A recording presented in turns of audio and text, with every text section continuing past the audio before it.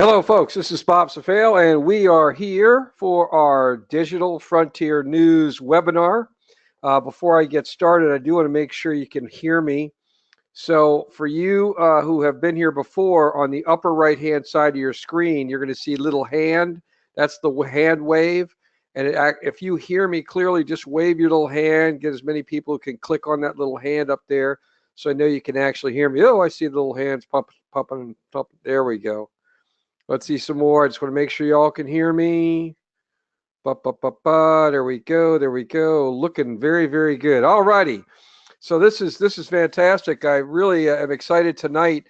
And for those on this webinar who have cloud coins, and I know some of you do, you are going to have a very, very, very wide smile after the end of this briefing. That I can tell you for sure. All right, so once again, we have crowds getting bigger and bigger and bigger and bigger. Once again, a lot of early arriving people. Now, we start these right at 8 o'clock. So, you don't have to come in at 7:15 and 7:20. But, if you just like to come in, sign in, and then do other stuff, then get back here at 8 o'clock, that's fine by me. The purpose of this webinar, which is, by the way, we do this every Thursday night at 8 p.m. Eastern Standard Time. 8 p.m. Eastern Standard Time. The purpose of this is really to give you inside information from a whole series of our folks. Now, I'll give you an example of some inside information. You may recall I had Vantage Point here. They are the developer of artificial intelligence trading systems and software systems, and they have recently released cryptocurrency artificial intelligence, and I had a scoop. I knew when to start buying Bitcoin again, and I knew when to start buying Ether again because he was able to tell me this time. So if you remember last time I had him on here, he was not recommending to buy, but things have shifted around. And I know we have some people who actually went ahead and got involved with the Vantage Point, and I bet you they have big smiles on their face. But at any rate, so we're all about inside information. We're also about cutting edge technology, and every week I hope to be bringing you new information on new technologies that are coming into the space. Also, remember at the end of tonight, we're going to be doing our drawing. Now, last week I reversed the numbers out. I should have had one, and then the 200 some odd people we had, and I'll make sure I do it right this time. We did have a winner. I had to redraw, but that's okay because the winner is very, very happy. And write down this email address because I can tell you there's a lot of people that will be emailing me after I tell you what's going to be happening in the next 2 weeks at the end of this briefing.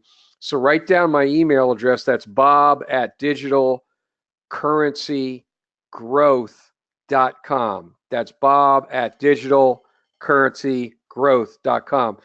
Now, for those people who are involved with the DEAR program, I know you're really, really happy with what happened. I sent out a alert regarding Litecoin, okay? And you all see that, right? Now, I want to show you a couple things. Right on the 4th of February, there was one of those famous V bottoms that I described to you, and we were watching the V bottom. I saw the bottom of the V bottom, which was on the 6th of February. We watched the bounce, okay, and then we carefully watched if the bounce would give what's called a plateau.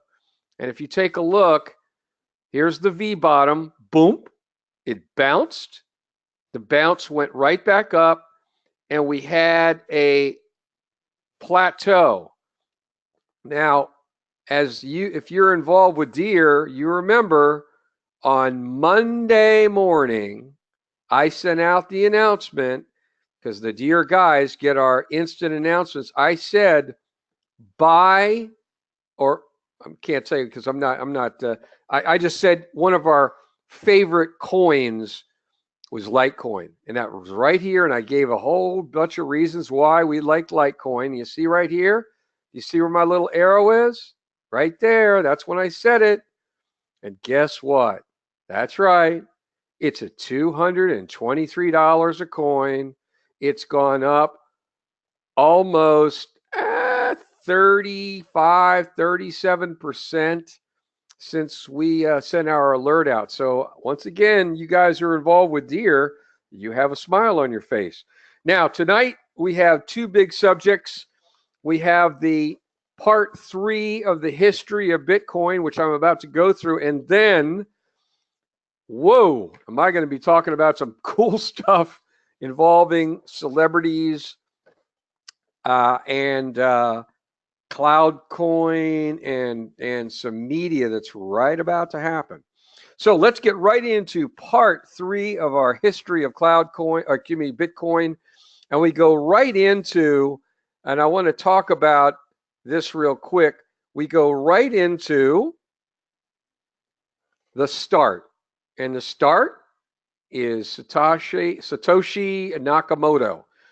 And that's the creator of Bitcoin. Now, there's a lot of debate whether this is actually one person or a team of people. There's debate on that. Was Satoshi Nakamoto? I'm probably butchering his name. Was he one person? Was he 3 person? Was he a intelligence organization? Who knows? But it started in 2009 officially. That's when it got off the ground. And I could tell you, I'm going to show you the actual white paper. This described the development of Bitcoin. This is the original white paper that discussed Bitcoin. And just to read you one section of it, Bitcoin is supposed to be a purely peer-to-peer, that's person-to-person direct, purely peer-to-peer version of electronic cash that would allow online payments to be sent directly from one party to another without going through a financial institution. And that's the whole concept or the construct. So that's the big, great idea. Peer-to-peer. No central bank, no central institution to strangle or play with the value of Bitcoin or to otherwise take their own scrape, and the scrape could be pretty big, 5%, 10%, 15%, who the heck knows. But that's the original white paper you're looking at right now. And, a lot of people are saying, well, boy, it really isn't peer-to-peer really these days because you have to get wallets. You have to give them a little piece of the action, not a huge piece, but, part of what people have issues with is it's so hard to get a wallet for, because you have to go through this whole authentication process. I mean, it's challenged sometimes. I've got to be honest with you. And that's what started happening. That was 2009. That's the white paper that started the whole show. And so that we can all be straight on what exactly is blockchain, Bitcoin, and what do miners do. So I want to talk about how a Bitcoin is hatched, like an egg. So every 10 minutes, servers around the world generate a very complex math problem. And the math problem gets a little harder and a little harder and a little harder as there's more and more miners and more miners, because they're trying to make sure that only one math problem is going out every 10 minutes. And so you have all these miners out there that they know that the little egg is out into the online universe, and everybody's trying to solve the math problem. And about every 10 minutes, somebody solves that math problem, and then they get coins, whoever solves the math problem. And that number, I believe, is 25 Bitcoins. So that's the start, the incubation and egg hatching of an actual Bitcoin. So every 10 minutes, complex math problem gets fired out into the internet. Miners go scurrying and looking after it, and they're the way they try to solve the problem, and whoever solves the problem wins. Okay, so now you have these coins. Now let's talk about the blockchain. So everybody understands what this blockchain is. And the first thing you have to understand is the blockchain is made up of blocks. Now, each block, before it becomes an official block, you'll have a block that is empty. It's like a box with nothing in it. And then all these transactions start happening all over the world. So, obviously there's constant number of transactions, every second throughout the world. And you have this empty box, and the box fills up with just transaction data. That's all the block is. It's a box with transaction information, like who was selling, who was buying, when did they buy, how much did they use, basic transactional information.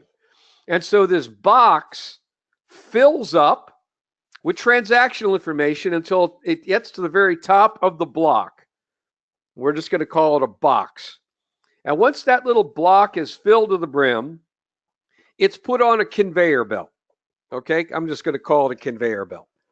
So you'll have this conveyor belt, and it's got all these blocks that are filled with transactional data that have not yet been authorized. Now, we have this block, and it pulls up, and now all of a sudden, the block with all these transactions gets to the end of the little conveyor belt, and now it's ready to be authenticated. Now, who authenticates this box of transactions? Miners. That's the second way miners make money. Okay? Miners can make money, i.e. Bitcoin, by solving the complex math problem. But only one miner does it every 10 minutes. But all of the miners participate or can participate in the authentication of each block. So you have the block, here's a block, it's going down the conveyor belt, all of a sudden it's right there ready to be authenticated, and then all over the world the miners authenticate that block of data. Okay? Now, what happens next? After it's authenticated, the block, all the transactions in the block are authorized and payments are made.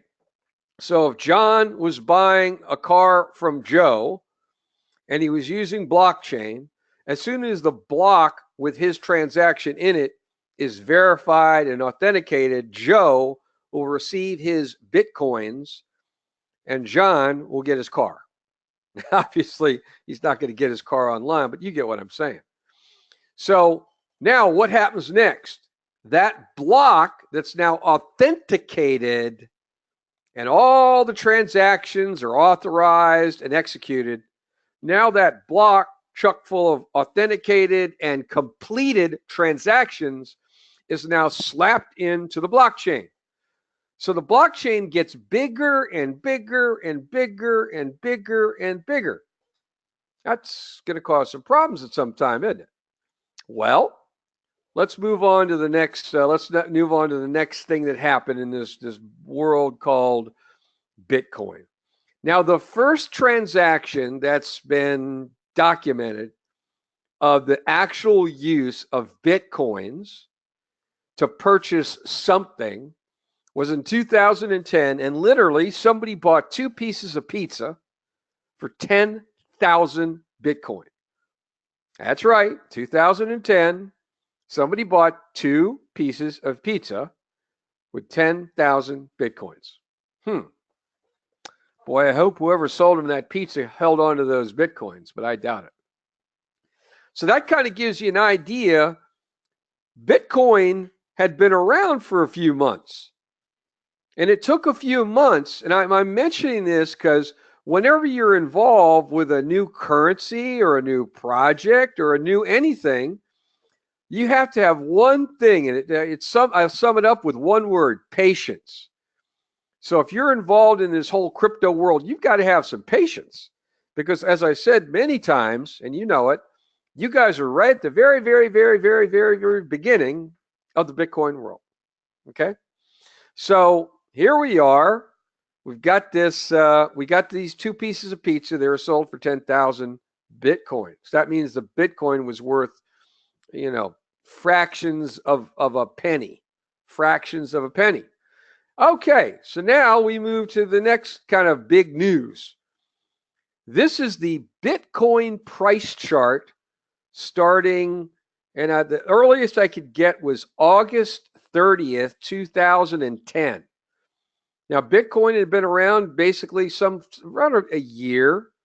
And right at that point, August 30th, 2010, it was trading at 6 cents a Bitcoin. All right? And if you follow along, you're here. It's August 23rd, 2010. It's trading at 6 cents. Move all the way up to October 11th, and now it's at 10 cents. Okay, then you move up, and now it's December 2010, and now we're at 25 cents. So it's a very gradual rise. You move all the way to March 2011, it's still at 89 cents. Okay, it didn't break or touch $1 until somewhere right around April 11th, April 12th. That's when it broke kind of the magic buck range. Okay, remember, we're talking now almost a year and a half. Okay, so for those people that have patience, they got their Bitcoins at way earlier. They may got them at 6 cents, and now they have them. They're worth $1. I'm assuming some people sold some of their coins and made a 10x return on investment. But this is the price chart, and you see how flat this chart is for quite some time. Okay, now it's 2013. It's at $13. December 10th, 2012. Excuse me. And it's still kind of going and going and going. Now it's rolling up. It's now close to $100, and we're now in the middle of 2013. But once again, it's a pretty flat chart. Okay? You had a sudden jump back in 2014, and now we move to the next big event. Okay? So here we are. This is kind of when Bitcoin was reached a credibility level. Now, the Electronic Frontier Foundation is it's a nonprofit organization that defends civil liberties in the digital world. But they're a big player in the libertarian world, okay, and in this online world. And they announced in 2011 that they are accepting Bitcoin. Then there's about a funny 6-month period when they got slammed a little bit, and they stopped taking Bitcoin. And then it wasn't until 2013 when the Electronic Frontier Foundation said, "Yeah, this is ridiculous. We're going to use Bitcoin again." So that's a pretty big period, particularly when they came back and started with Bitcoin again.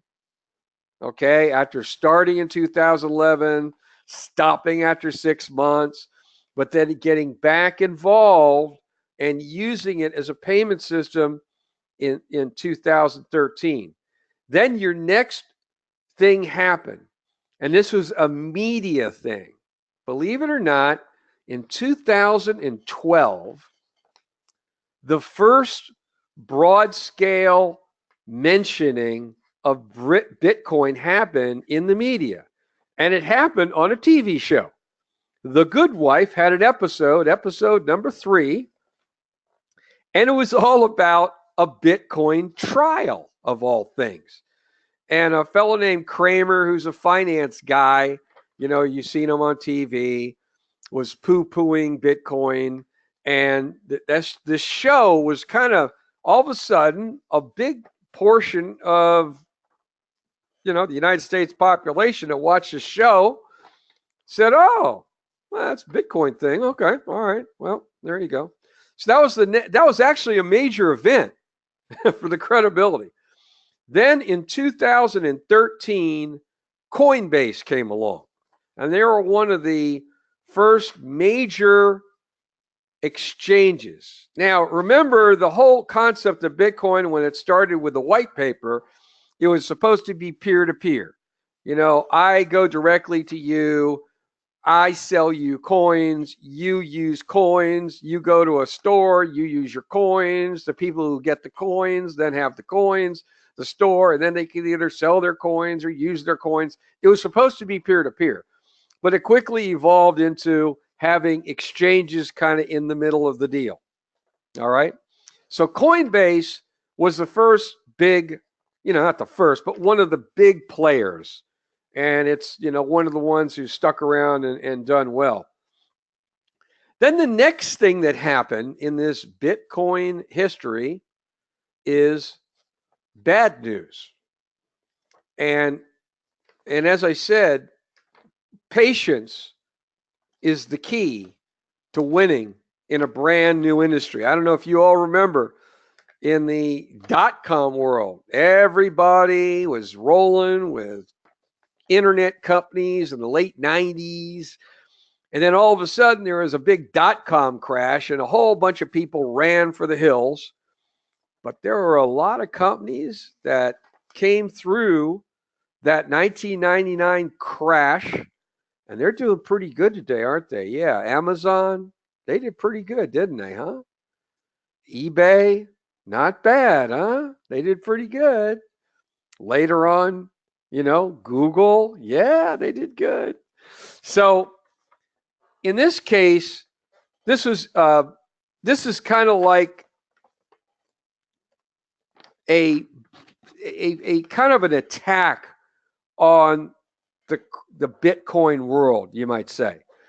And the attack was, hey, here's this website run by this enigmatic dude called, and the website was Silk Road, and they were selling a whole bunch of things on this website, including guns, ammunition, drugs, illegal contraband, and Bitcoin, kind of the enemies of Bitcoin, started making Bitcoin synonymous with Silk Road.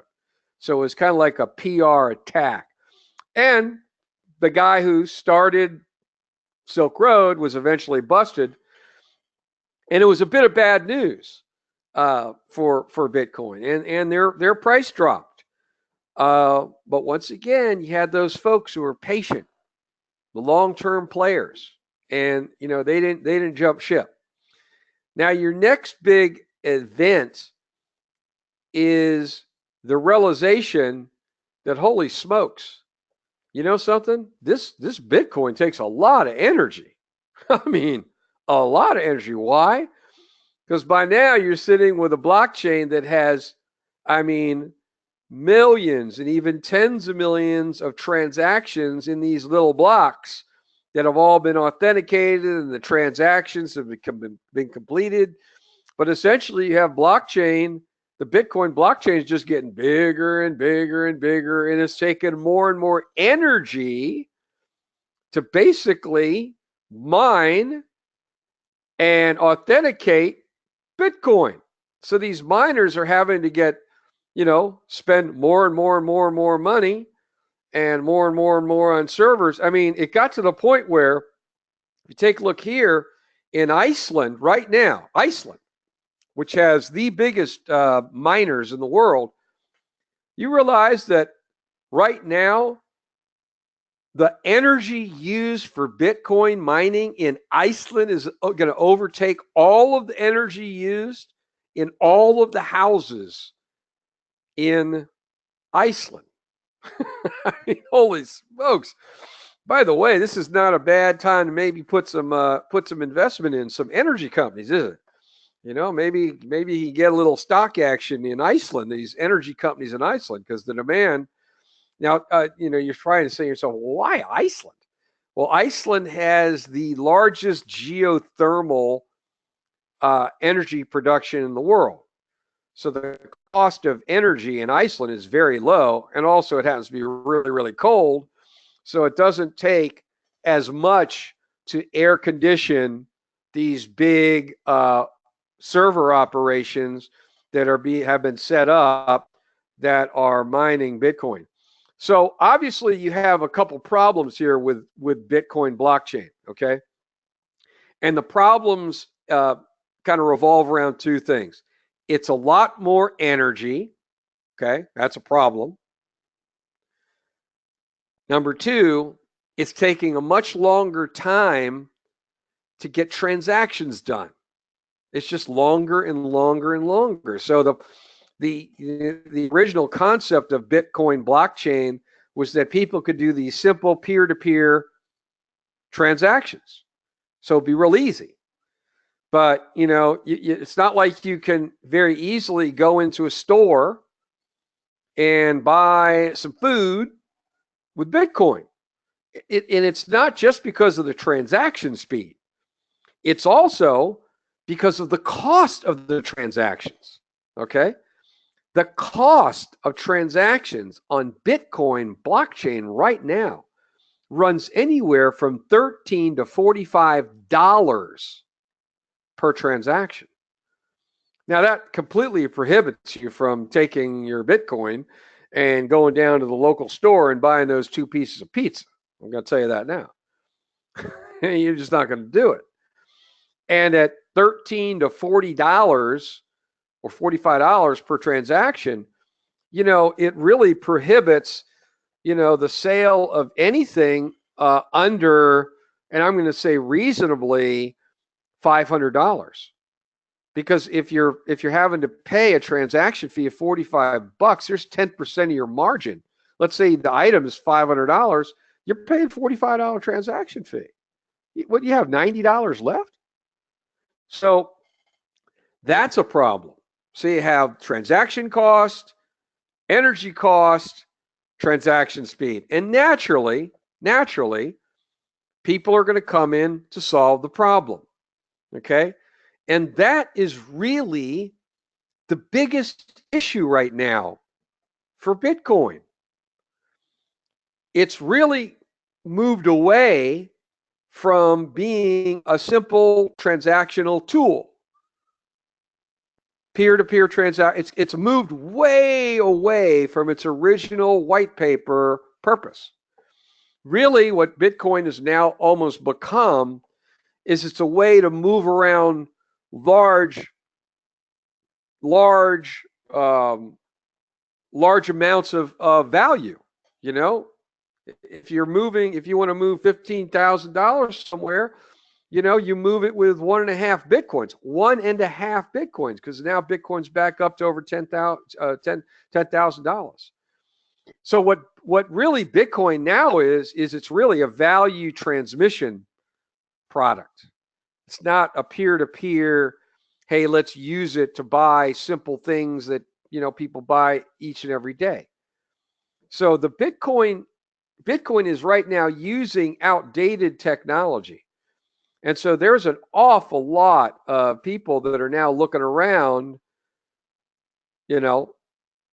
right now for technologies that solve transaction speed. Okay? Because if you're going to ever have a currency really make it, the transaction's got to be milliseconds. Got to be instant. And number two, the transaction cost has to be minimal. It can't really exceed a couple percent. So if it's more than a couple percent, 2 to 5%, it just doesn't make sense. So that's the second thing. And the third thing is, right now, the estimate is right now there's probably about 25 million wallets out there. That means you have approximately 25 million people who are using, buying and selling crypto and digital currencies. Well, right now you have huge energy consumption. Now, Bitcoin is not going to win the day with their existing blockchain application, a year from now or 2 years from now. It's just not, because you'll have too many people out there. Within the next year, we're going to go from 20 million users to 100 in the next year. Within 2 years, we're talking about it's going to finally hit the early adopter level at 200 or 300 million users. If everybody was relying on the blockchain, the standard blockchain technology, we'd have to be increasing energy production worldwide by 20-30%. That's just not going to happen.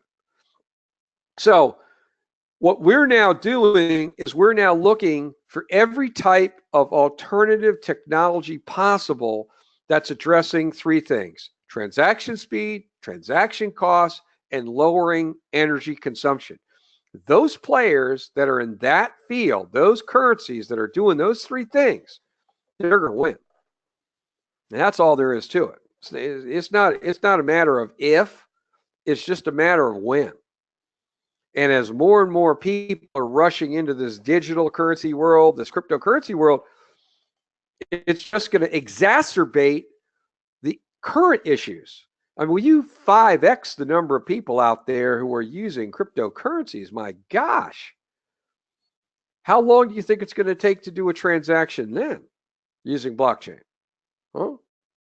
Long time. Now, there are some blockchain adaptations that are happening that seem to hold some real promise.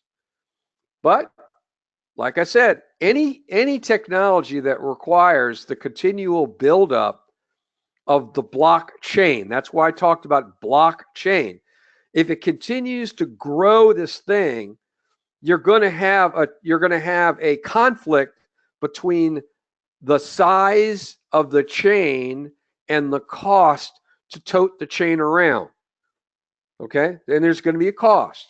And the only way to make up the cost is charging more per transaction. Okay?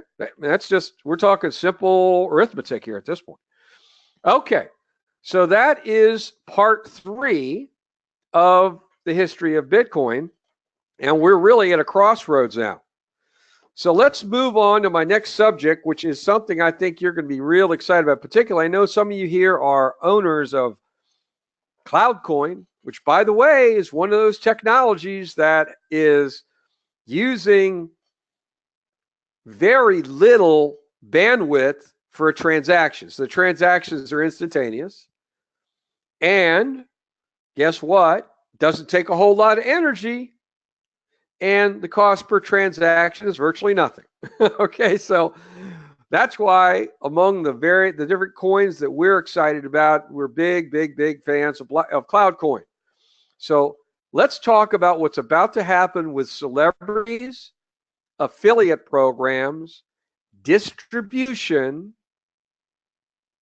and media regarding CloudCoin and what we're doing at Digital Frontier News and Digital Frontier Marketing.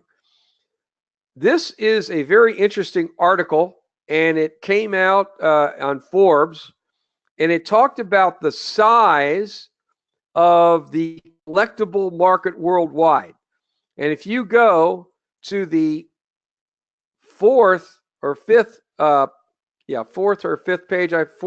paragraph, you're going to see that the size of the collectible memorabilia market, okay, is $370 billion annually.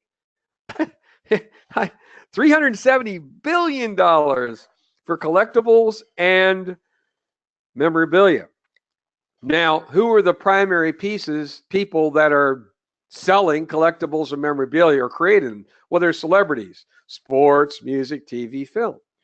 And to give you just an idea of just how big this collectible business is, let's just talk about what's the worldwide entertainment, gross worldwide product. Well, the movie business, you're probably talking somewhere around $50 billion. The video game market, you're probably talking somewhere about $20 to $30 billion. The TV business, you're talking somewhere around $20 to $30 billion worldwide.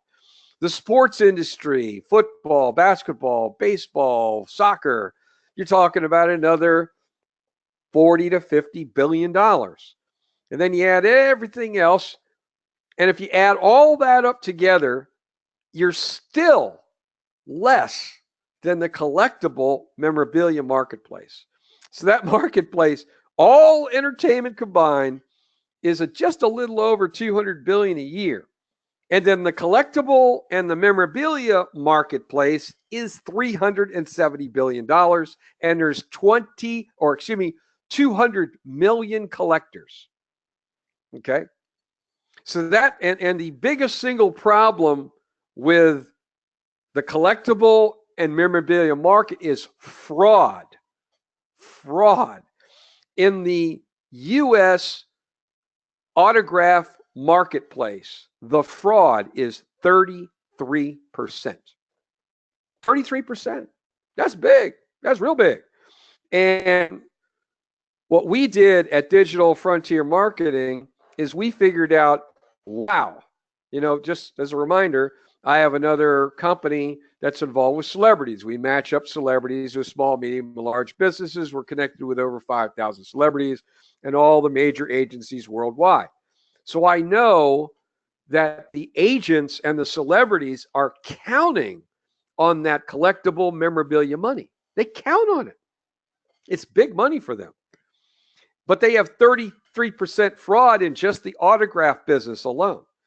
So what we've done is we have a patent pending on the use of blockchain and digital protection methods on collectibles and memorabilia. And we're starting with digital online collectibles first, and our launch on that is imminent. Okay? And after we launch that, we are then basically using the digital blockchain technology with QR codes on super undestructible stickers that are small. So we can literally put QR code blockchain or QR code cloud coin anti-counterfeit technology and be able to stick it on footballs, clothing, any type of memorabilia. Very small, so we can track without a doubt whether a piece of digital memorabilia, digital collectible, is fraud proof. And it is when we use this technology. And we've come to the conclusion we have cloud coin technology and we have blockchain technology, and cloud coin technology is more advanced right now. So that's what we're doing first right now, this moment. And we're in the middle of tremendous upgrades on the buying and selling and distribution of cloud coin. And because our collectibles, our celebrity collectibles, will be on the cloud coin platform. And we know that that is going to dramatically promote cloud coin. We know this, and you're going to know more too. Now, let me just show you an idea of what we do with these celebrities, okay? This is just one, what I would call a B-list celebrity that we just used, B-list, upper B-list, B+. She's a star in Real Housewives of New Jersey, Melissa Gorga. This is a post that we just put up. It was about 7 days ago, February 2nd, a little over 7 days ago, about 10 days ago. And I want you to notice that this post, you see there, already has 286,000 views. This is one post on one subject. It's one post, and it got 286,000 views. Now, what do you think is going to happen when she talks about a collectible like a really cool picture or photograph that she had with her family that she signs, and then we digitize, and she signs a certificate of authentication, and that's all wrapped up and attached to a digital collectible. And the first thing she's going to do is she's going to sell it.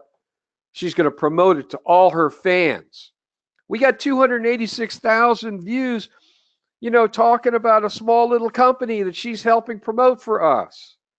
What do you think is going to happen when she sends her collectible out in front of 2.4 million of her fans? You know what's going to happen. They're going to go nuts on this thing. So that is A, going to sell a lot of collectibles, but B, it's, and by the way, the site isn't up. The name of the company that's a wholly owned subsidiary of Digital Frontier Marketing, the DBA, is Celebrium. So Celebrium is the brand that's going to have all these celebrities and collectibles. Now, what do you think is going to happen when Celebrium's digital collectibles powered by CloudCoin? What do you think is going to happen? There's going to be a lot of awareness about CloudCoin, don't you think? Obviously. Okay, so I want to show you this. These are the 7 factors that influence the price of cryptocurrency. Okay, the first one is supply and demand. The more demand you have, price goes up. The more supply you have versus demand, price goes down. So what we're talking about doing is we're talking about creating a massive amount of demand. Why? Because we're going to have CloudCoin-based crypto collectibles, which is going to get the name out, CloudCoin. And people are going to go, what the heck is CloudCoin? And guess what? They're going to go find it. And it's going to create demand. Okay? This third thing I want to focus on is ease of use. Now, let's talk about ease of use. Because what you don't know right now is we have our project engineers working with CloudCoin, and we're working on simplifying dramatically the process of a simple purchase of the coins. And we're going to start with a digital collectible. We're starting with a digital collectible first because it's not a token. It's not considered a currency. It's a collectible. But the same mechanism that we're using with the collectibles, the same mechanism as the coins. And we'll talk about that in a second. So we're working on the mechanism right now so a person can go easily to a checkout, put in how many tokens they want, how many collectibles they want, hit a button, put in their credit card, bang, they get it instantly. And instantly, when they do that, they automatically get it. You haven't seen this yet. It's a very simple wallet. And bang, it throws the tokens in it, the digital collectibles. And by the way, the same mechanism is going to apply to cloud coins. Same mechanism. And then when a person has their own wallet with their own digital collectibles, we have a mechanism there so they can sell them real easy to anybody. And the person who goes, oh, I want to get one of those collectibles, it's real easy for them to go to Celebrium and get their little simple wallet and be able to buy the collectibles from other people. This is true peer-to-peer selling and buying. That's peer-to-peer. That's the original concept of Bitcoin. And we're setting up the mechanism now so it first works with digital collectibles, and then we go to phase 2. Public opinion. That's why number 4, what affects the price of a cryptocurrency? Public opinion. Well, whether you like it or not, celebrities have a huge influence on public opinion. And when they're promoting what we're doing to millions and millions and millions and millions of people, we're going to be able to control public opinion. Okay? Issues in media. Point 6. It's called media control. Well, we've already been doing media control with Sean Worthington and CloudCoin.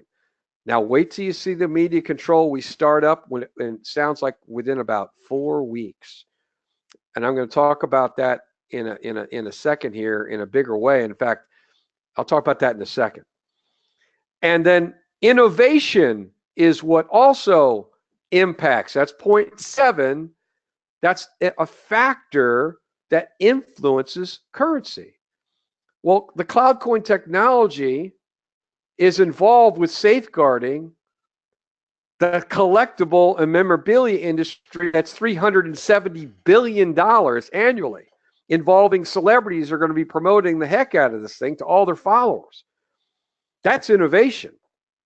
That's the use of a anti-counterfeiting digital protection system to reduce and eliminate fraud in an area where there's 33% fraud. Now that's innovation.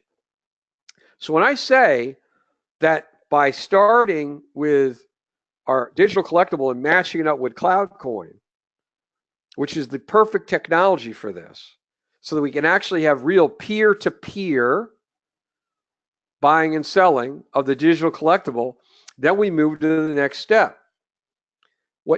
And by the way, probably one of the most successful peer-to-peer systems right now, it's not exactly peer-to-peer, but this is a new type of wallet you can get essentially so you can buy and sell your cryptocurrency quickly. It's called Shapeshift.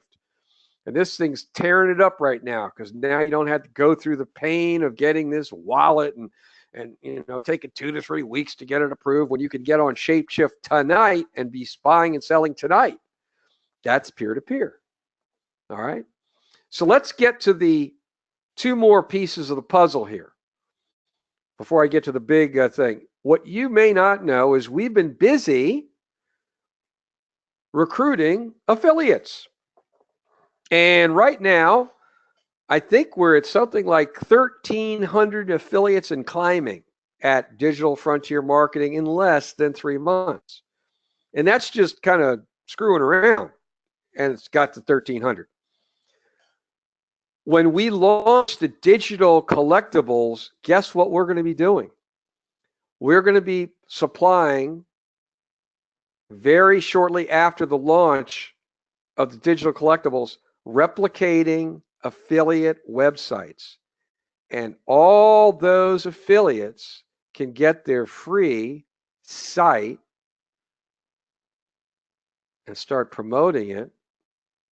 I mean, making commissions of anywhere from 20 to 25% right off the top.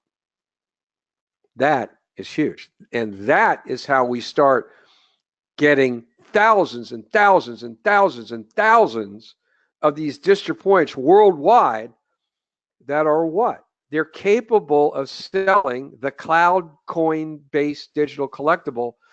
And then what do you think is going to happen shortly after that? Do you think we aren't going to have worked out the different places and countries where those affiliates can start buying and selling and moving cloud coins? Of course. That's exactly what the plan is. So we, of course, are working on exchanges right now with CloudCoin, but there's nothing better to have thousands and thousands and thousands of affiliate-based websites all over the world that are selling the digital collectibles and then ultimately selling the cloud coins. Every country has different rules, so we have to follow the regulatory patterns of each, but we're covering all the bases. And once that's all set up, and actually parallel with that, then we really start going with the media, because we already know that the media, the radio stations and TV stations, what do they like talking about more than anything? Celebrities. It's their biggest moneymaker. So in a few weeks, all of a sudden, the shows that we were doing now, we're booking 3, 4, 5, 6 a week with Sean Worthington of CloudCoin. All of a sudden, we change the message or add celebrities to that message. And all of a sudden, Sean's also talking about the celebrities. And you should see the line of celebrities we have getting ready to get involved. It's unbelievable. So all of a sudden, on all these media shows, we're talking about CloudCoin, but we're also talking about how CloudCoin has enabled the celebrity world to really, really deliver fraud-proof collectibles and memorabilia. This is huge. So if you take a look at all the pieces there, when you want to really, really, really promote and raise the value of a currency, you have to increase demand, point one. 3, make it easy to use, easy to buy. 4, you have to address public opinion. You have to get a way to communicate and increase public opinion. 6, get the media on your side. 7, show innovation. So I could tell you now with the team we have that are doing all these cool adjustments and I can only tell you it's amazing what they're doing in terms of developing simplified ways of buying and selling digital currencies powered by CloudCoin, and those same things we're developing there are going to be used with CloudCoin itself. It's going to make it much easier to buy, sell, and then when we have all these affiliates selling the digital currencies that we flip the switch so they're then the ones that can based on different country regulations, all of a sudden we have not 2 or 3 places where people can buy or sell CloudCoin. We flip the switch and all of a sudden there's hundreds, even thousands. So that's what we're doing. And my suggestion is, I know that some of you may not have seen this, but we did, we finished a distribution, almost finished. We still have a few more people left for our investors who are in digital currency growth / digital frontier marketing. We just, we're finishing off our second massive distribution of coins to them. We've been earning more coins. We have some more coins. We're doing a special on CloudCoin based on a limited number of coins. We still have some left for that. That will end, the special ends 2 weeks before we launch Celebrium and our digital collectible. It will end because what we want to be able to do is when people purchase their cloud coins, we want to be able to get them their cloud coins, have them in their possession before this celebrity deal launches. So if you haven't heard about the special, you got to email me at bob@digitalcurrencygrowth.com, bob@digitalcurrencygrowth.com. Put the word special in the subject line, and I'll send you out the information. That is extremely limited. We just finished our second massive distribution to our investors. We have some coins left. We earned some more coins. We have some left, and we want to get those out to folks. But we stopped the special precisely 2 weeks before the launch of Celebrium, our digital collectible, digital memorabilia site. And also, if you, we're going to send out notices on becoming an affiliate on that. That's going to be gigantic. So with that said, let's go ahead and do our famous drawing. And I'm going to do a lot better this time. You see, last time I flipped it, I was wrong. I need to keep the 1 at the top, and we are at an even higher number of folks where it looks like 234. Okay. So let's see who wins. Here's the drawing for 10,000 cloud coins. And by the way, I would just suggest whoever wins these 10,000 coins, you should just hold on to them. Remember, with Bitcoin, the folks that were holding at 6 cents, they waited a little bit longer. It went up to $1. They did really good. But when all this stuff happens with the digital collectibles, with the celebrities powered by CloudCoin, I'm telling you, you just use your own common sense. I'm just telling you should hold. Okay, so let's see who won. Number 214. So whoever is 214 is the big winner. Number 214 is the attendee who has won 10,000 cloud coins. Okay, folks, I want to thank you for attending. We went a little long today. I'm sorry about that. I really wanted to make sure we did our part 3 of the Bitcoin history, and I appreciate you attending. Make sure if you want the information on the special, you email me at bob@digitalcurrencygrowth.com, subject line special. Okay, thank you a lot.